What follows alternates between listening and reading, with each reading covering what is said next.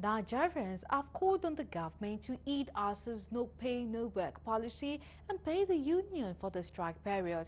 One cogent question being asked by people is who should bear the brunt of government's inadequacies. Galaxy's Wina Oblubumi completes the story. The union insists it would not be going back to classrooms except the government pays for its strike period.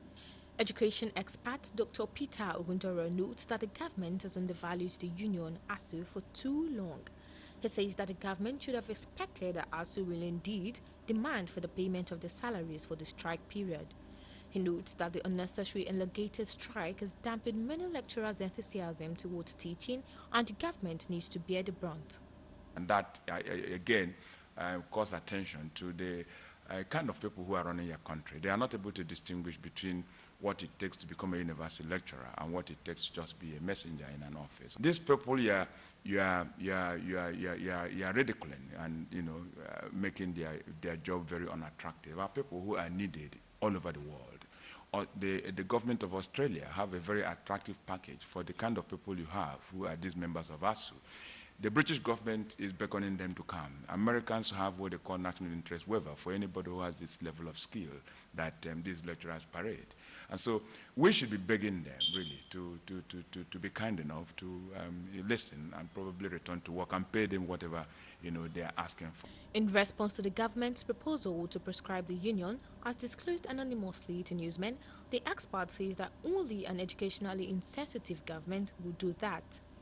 He opines that it is only a way for the government to bypass their responsibilities towards Asuu.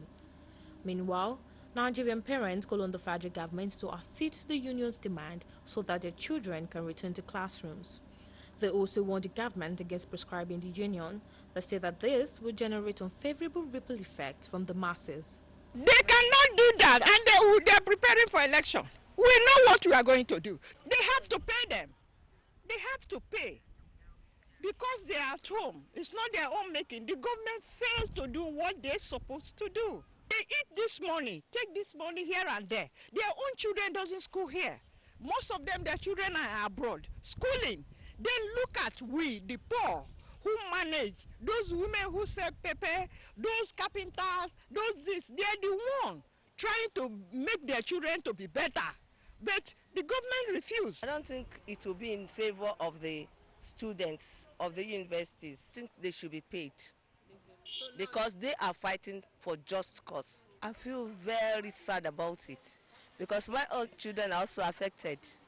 That's nonsensical and suggests very strongly that the people running your country are empty heads. They have got nothing upstairs. Because if you are a researcher in the industry, you will understand that even without your permission, the lecturers many of them have already left the job.